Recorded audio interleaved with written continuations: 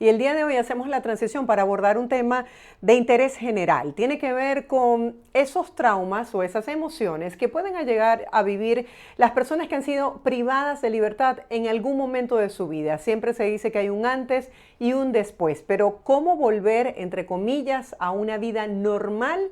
Hoy está con nosotros la psicóloga Ana María Srow para despejar todas estas interrogantes. Doctora, feliz día. Gracias por estar aquí. Bienvenida. Muchísimas gracias. Sí, Fíjate, cuando somos privados de libertad, quedan secuelas y pensamos que no, pero es un trauma y ese trauma es necesario que lo procesemos. Y lo procesemos no solo de manera individual, sino también de manera colectiva. Cuando hablo de colectiva me refiero a la familia. ¿Y qué es un trauma? Porque también la persona puede decir, bueno, ¿qué es un trauma? Bueno, es cuando tu cerebro recibe un impacto emocional tan fuerte que no puede procesarlo. No hay capacidad de procesarlo. No hay capacidad de metabolizarlo. Me gusta mucho este término porque facilita que la gente lo entienda. Metabolizar es el poder interiormente entender qué fue lo que me pasó, cómo esta experiencia se puede convertir en un aprendizaje de vida, cómo de esto tan terrible, dramático y doloroso yo puedo rescatar algo positivo. Y esto es un trabajo que implica un desarrollo personal y por ello muchas veces necesito de un buen terapeuta que me acompañe en ese proceso. Cuando hablo ahora, incluso de la familia, no hablo solo de la persona víctima de esa situación, sino hablo de la mamá, del papá, de los tíos, de los hermanos, de todos los que están rodeando a esa persona que vivió ese hecho traumático que implica en algunos casos mucha injusticia y genera mucha rabia. Entonces hay que metabolizar esa rabia para que no nos siga haciendo daño. Porque muchas personas siguen estando presas dentro de su corazón. Y ese es el trabajo, el poder encontrar en tu corazón la libertad. ¿Mm? doctora, muchas veces cuando vivimos una experiencia incómoda y desagradable, no estoy hablando de un trauma como los que se viven estando tras las rejas. Tenemos como pensamientos repetitivos, bucles que nos acompañan cuando estamos conscientes e incluso cuando estamos en el sueño y se puede convertir en una pesadilla.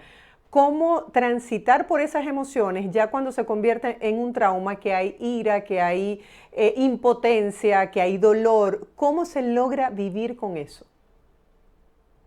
Fíjate, lo primero que tenemos que hacer es identificar hasta qué punto ese bucle de pensamiento, nosotros lo llamamos pensamiento intrusivo. Y se le dice Ujú. intrusivo porque llega a mi mente de manera inesperada y yo no tengo, pareciese, control sobre él. Por lo menos el paciente así lo refiere. Dice, Ana María, no puedo controlar, no volver a recordarme de ese hecho traumático, de esa situación. Y la persona, por ejemplo, evita situaciones parecidas o semejantes o similares. O sea, el cerebro está buscando por todos los medios evitar esa situación, pero aparece ese pensamiento de manera inesperada, molestando mi día a día. Si eso ocurre, ese es uno de los signos que yo necesito ir a terapia porque de manera individual se trabaja para desarmar ese bucle de pensamiento y vuelvo al mismo concepto, para metabolizar, para que tu cerebro pueda procesar lo que sucedió, darle una mirada desde la neocorteza diferente, porque cuando ocurre un evento traumático, tu cerebro se queda como congelado en su capacidad de interpretar la realidad y tiene muchas veces una realidad parcial, no del todo, no completa. ¿Qué hacemos en terapia? Buscamos que ese congelamiento pues se desarme y que tú puedas tener una visión más 360 grados, una visión mucho más panorámica y tú mismo puedas encontrar, si se quiere, sentido a esto que vivimos. Y ahí siempre en terapia decimos, fíjate, no es lo que sucede, sino eso que sucede, cómo yo lo voy a procesar en mi vida y cómo yo voy a hacer de esto tan dramático, tan doloroso, que me destroza por dentro, voy a hacer que sea una palanca en mi vida para yo tener una vida diferente. Muchas personas después de un evento traumático cambian de vida, pero para bien. Y ese es el trabajo. El trabajo es que esto, lejos de destrozarme, esto haya sido una herramienta que pueda yo utilizar dentro de mi historia personal para impulsarme y potenciarme. Ese es el trabajo personal, pero ya a nivel de terapia. Es bien importante entender que esto no lo podemos hacer muchas veces solo porque implica un trabajo complejo que requiere de la asistencia de un profesional. Hay diferentes técnicas, hay muchas, cognitivo-conductual, MDR, con el movimiento de los ojos buscamos desactivar un pensamiento traumático, una situación traumática. O sea, hay múltiples estrategias a nivel terapéutico y el sujeto individualmente se le hace difícil, se le hace muy difícil. ¿Cuál es la recomendación incluso familiar? No juzgar, no culpar. Ah, pasa la página. Fíjate qué cosas debemos decirle a esa persona que está viviendo ese momento traumático. Decirle, no, chico, no te preocupes, no hay problema. No, porque esa persona efectivamente tiene una preocupación y tiene un pensamiento y ese pensamiento lo invade y no sabe qué hacer con él. Y muchas veces, ¿qué ocurre? Se reprime, no habla, no dice, no expresa lo que está sintiendo y lo que está pensando para no preocupar a la familia. Entonces, todo lo contrario, dejar de usar el debería, tú tienes, tú debes. No, no, no. Te entiendo, te estoy oyendo, es normal lo que estás viviendo. Eso se llama estrés postraumático, eso tiene nombre, eso se puede trabajar. Luego, incluso decirle, ay, pero no es tan malo lo que pasó. Muchas veces nos descalifican con respecto a nuestra propia emoción y cada uno es totalmente individual en la manera como procesa. Pero si estuviste de repente en esa situación solo unas horas o estuviste esto ya, mira, ya se resolvió y mira fulano de tal que lo hizo también, sé como fulano de tal, cada uno es individual en su manera de procesar. Entonces, el no es tan malo no es un calificativo que tú puedes, es un juicio de valor que yo hago y no tengo derecho a valorar tu emoción, porque no soy yo el que lo estoy sintiendo. Así es. Luego, el decir, olvida lo que pasó, ya, borrón y cuenta nueva, vámonos de vacaciones, vamos a distraernos. Bien, está bien que nos distraigamos, está bien que tomemos un descanso, sin embargo, no podemos decir, olvida lo que pasó, porque si eso está en tu mente, es porque tiene que ser metabolizado, tiene que ser resuelto para después verdaderamente arrancar esa etapa de olvido que nunca va a ser completo, pero es un olvido desde otra perspectiva, con esa visión 360 grados. ¿Mm? ¿Cuáles son las huellas más difíciles de superar, las físicas, mentales o emocionales? Emocionales, emocionales. Hay una escritora española que a mí me encanta que dice, la gente olvida lo que dices, la gente olvida lo que haces, pero nunca olvida cómo lo haces sentir. Y cómo yo te hago sentir es la huella emocional. O sea, y fíjate que incluso yo puedo recibir incluso un daño físico, yo puedo recibir una descalificación, pero más allá es cómo te hago sentir con esa descalificación. Y esa es la huella que más tenemos que trabajar en terapia, el poder resignificar ese dolor y darle y que florezca, es ser como el ave fénix que resurge de las cenizas pero que tiene esa capacidad interna, personal, de decir, yo puedo con esto y esto me va a hacer aún mejor y mejor persona, que al final es la resiliencia. La resiliencia es un término que hoy en día casi todo el mundo lo conoce, que me encanta el término de la resiliencia, porque, y si lo podemos poner así en muy venezolano, es como recibir palo parejo, ser como una piñata que recibes Sí. palo parejo y aún así tú sales incluso fortalecido. Es decir, no te vuelves el palo que te pegó. O sea, ese palo que te maltrató, que te descalificó, que te humilló, no, tú eres mucho superior, tú eres en demasía superior a ese palo que te destrozó por dentro. Y eres capaz de reconstruirte y ser aún mejor persona que antes de la paliza. Eso es resiliencia. Justamente sobre eso quisiera profundizar. ¿Qué es lo que hace que una persona no se convierta en una víctima, aunque tenga las razones para eso, y se convierta en un ser resiliente, capaz de seguir adelante y de hacer una obra que incluso puede impactar a otros que han transitado por el mismo dolor? Sí, fíjate, Marjorie, eso se ha estudiado muchísimo en los últimos 40, 50 años en el campo de la psicología. Y lamentablemente, y digo lamentablemente porque como psicóloga me encantaría decirte que todos pueden desarrollar la resiliencia, y no, lamentablemente hay personas que son mucho más vulnerables psicológicamente, y esto de la resiliencia se convierte en una tarea casi imposible. Y eso hay que decirlo y ser honesto. Ahora, sin embargo, esas personas que les cuesta mucho la resiliencia generalmente es porque tienen algún compromiso a nivel psicopatológico. O sea, una persona, por ejemplo, con trastorno bipolar, con algún antecedente psiquiátrico, la resiliencia va a ser una tarea muy cuesta arriba. Pero el común denominador, el resto de la población que no tiene algún núcleo psicótico, algún problema específico a nivel psicopatológico, la resiliencia se entrena. Y eso lo sabemos ahora a nivel mundial por las investigaciones, y nuestro trabajo es ayudar a la población a ser resiliente, porque tú te puedes entrenar en este proceso de buscarle sentido a esto que estás viviendo. Cuando el cerebro encuentra ese sentido, hay una fuerza interna que es más fuerte que el problema. Y ahí está el trabajo a nivel colectivo, ¿no? O sea, encontrarle sentido a esto que vivimos. A nivel colectivo, ¿cómo pueden hacer esas familias que muchas veces no tienen el conocimiento ni la información psicológica para poder ayudar a su ser querido que ha estado tras las rejas, que de pronto su prioridad es ver cómo hace para mantener sus gastos, no tiene la capacidad económica, cómo servir de red de apoyo y consorte en ese momento tan importante? Sí. Fíjate que yo siento que a nivel mundial existen hoy en día muchas redes de apoyo. Y la invitación a esos familiares o a estas personas que están viviendo momentos críticos en diferentes partes del mundo es buscar esa red de apoyo que existe en todos los países. Te hablo, por ejemplo, en el caso de Venezuela, está la Federación de Psicólogos de Venezuela que atiende de manera gratuita hasta 6 consultas.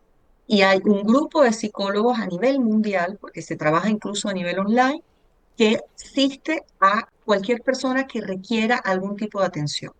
Entonces, está la red, lo que hay que hacer de manera muy inteligente es solicitar ese apoyo, buscarlo y no pensar que puedo con esto, sino porque tal vez eso es lo que más tenemos que trabajar los venezolanos. En otras culturas, el trabajo del psicólogo se le hace mucho más fácil porque Sí, más bien la gente es muy proclive a ir al psicólogo. En Venezuela nosotros tenemos hasta la fantasía de que el psicólogo es para los locos. Y sí, es es así. todo lo contrario, es decirle, eh, consulte, vaya, te van a dar herramientas, es muy complejo y vas a poder, y yo creo que este es el mensaje más importante, cuando yo recibo la atención especializada en el momento adecuado, el costo emocional es menor. Hay muchas personas que se resisten a la asistencia psicológica en esos momentos de crisis y después tienen un alto costo emocional. Cuando yo recibo la asistencia en el momento adecuado, yo amortiguo el problema, amortiguo el golpe. De hecho, no es casual y es una manera también de que la gente entienda. Cuando ocurre una catástrofe a nivel mundial, hay todo un protocolo de cómo los psicólogos debemos atender a las víctimas de la tragedia. Y se han hecho estudios muy longitudinales, o sea, se han hecho estudios muy importantes a nivel mundial en donde te dicen, esa persona que recibió la asistencia psicológica en el momento de la tragedia tiene un costo emocional diferente al que no recibió ningún tipo de asistencia psicológica. Entonces, la invitación es, esto te sobrepasa. Si te sobrepasa, busca ayuda. No está mal buscar ayuda. Doctora, usted ha explicado claramente que no todo el mundo tiene la misma capacidad de ser resiliente y por qué. Pero realmente cuando se Sí. pasa por un trauma, por una situación como esta, gracias a las herramientas de la psicología y al apoyo a esa red de familia, se puede lograr sanar, se Sí, puede de alguna manera aprender a manejar el estrés y la ansiedad en la vida post la liberación. sí, sí. De hecho, es hermoso. Si hay algo que yo adoro de esta profesión, es ver cómo mis pacientes comienzan a florecer. Y cuando tú dices cómo que comienzan a florecer, cuando te llega, por ejemplo, un paciente después de un evento traumático con ideas suicidas, ¿no? Y dentro de la consulta tú haces toda su anamnesis y revisas y te dice, Ana María, no quiero vivir, no quiero más vivir. Y tu trabajo es justamente mantener y sostener esa vida, buscar de qué manera ese individuo pasa ese trance oscuro para después poder ver nuevamente la luz. Y cómo contenemos en ese momento de oscuridad a ese paciente y a su familia. Porque hay todo un trabajo con la familia de sostenimiento de esa adversidad. Ahora, ver después la vida de esos pacientes, después de 2 años, después de un año de trabajo, mira, yo no puedo explicarte la emoción. De hecho, muchos pacientes me funciona decirle, me encantaría que conocieras a fulano de tal, que estuvo igual que tú, para que pueda él ser un motivo de esperanza para ti. Porque muchas veces cuando estás metido en ese túnel no ves alternativas. Y el poder ver, y hay relatos de pacientes que me dicen, yo no podía creer lo que yo hacía hace 2 años en contra de mí misma, porque fíjate, después de estos eventos traumáticos hay todo un proceso en algunas personas de autoaniquilación. Me mutilo, me hago daño a mí mismo. O sea, es muy variada la manera como el cerebro está buscando salida, a veces no de manera adecuada. Y por eso necesitamos la intervención de un especialista. ¿Cómo ¿Mm? lograr un Pero propósito? sí hay posibilidad, se puede renacer, se puede renacer. ¿Ok? Doctora, ¿cómo conseguir ese propósito de vida? Wow, esto es individual, Marjorie. Cada uno tiene su propia historia y es tan personal como tu huella digital. O sea, cada uno de nosotros estamos destinados a ser algo y para algo, y nacimos para algo. Cuando individualmente cada uno de nosotros encontramos ese para qué soy bueno, en dónde está mi aporte, y no solo mi aporte a nivel familiar, sino mi aporte para la humanidad, mi aporte para mi comunidad, mi aporte con mi familia, con mis hijos. O sea, cuando tú encuentras tu para qué, es una fuerza inexplicable que hace que tú puedas resistir los avatares más terribles de la vida. Y te lo describo brevemente porque tú eres mamá, creo que eres mamá. Ujú, ¿Eres sí, mamá? No. ujú, Sí, eres mamá. sí, Bien, soy mamá. fíjate en la experiencia de ser padre. La experiencia de ser padre hace que tú comiences a tener un propósito de vida totalmente diferente. Y se han encontrado estudios de padres que son capaces de hasta entregar la vida por sus hijos. Se vuelven leonas las mamás con sus hijos cuando se trata de defender la vida o de cuidar o de proteger. Entonces, ese es una manera de poder entender, todos nosotros tenemos un propósito, el que encontremos ese propósito y el poder incluso en función de lo que vivimos, poder entender que esto que vivimos, ¿para qué me tocó vivir esta experiencia tan dramática? ¿Qué significado tiene? ¿Cómo lo puedo revertir de una manera positiva en mi historia? ¿Cómo le puedo sacar flores? ¿Cómo puedo resurgir de este barro? Ese es el trabajo individual de cada uno, ¿no? Porque Doctora, todos vamos a tener momentos críticos. así Nadie es, está excepto del dolor. No existe un ser humano que no esté excepto del dolor así y el es. Doctora, sufrimiento. para finalizar, un mensaje en especial para esas familias que el día de hoy están pasando un vía crucis, una verdadera pesadilla por no saber en qué condición se encuentra su ser querido. Ok. Fíjate, a mí me gusta mucho el concepto de lo coyuntural. Y voy a agarrar unos lápices, me va a permitir agarrar unos bolígrafos. Fíjate el concepto de lo coyuntural. Probablemente esta familia está en este vértice, en donde la vida les cambió de una manera radical, extrema, y el poder entender que es algo que va a pasar, que es El concepto de lo coyuntural tiene que ver con una tormenta muy fuerte, un diluvio, en donde yo no veo el cielo azul. No tengo esa habilidad de ver el cielo azul, porque el cielo está tapado en ese momento. Pero el poder decir esto va a pasar, esto es algo coyuntural y tengo múltiples salidas, por eso me gusta mucho el concepto del vértice. Tengo múltiples opciones en la vida y cómo voy a vivir esto de la mejor forma posible que no tenga un importante impacto en la vida emocional mía y de mi familia. O sea, la recomendación siempre es cuida la emoción personal tuya y la emoción de todos los que te rodean. En estos momentos difíciles hay que como abrocharse el cinturón, pararse bien fuerte, sentir lo que haya que sentir, pero es cómo voy a cuidar que esto no me desbarate, no me deshilache, no me desconecte. Todo lo contrario, que podamos estar fusionados como familia, enfrentando la adversidad lo mejor posible, entendiendo que es algo coyuntural que va a pasar, es una tormenta que va a pasar y va a volver a salir el sol. Y tener esa esperanza de que el sol va a volver a salir. Esa sería la recomendación para ese cerebro que está en un estrés muy prolongado, ¿no? Doctora, gracias por esta luz en medio de tanta oscuridad, por estas recomendaciones que nos brinda la psicología. Feliz día para usted, feliz inicio de semana. Igual, Era la abrazos, doctora Ana abrazos. María Stroh, psicóloga, compartiendo con nosotros el día de hoy esta información de interés, cómo aprender de alguna manera a superar con la base de la psicología estas situaciones que pueden generar traumas.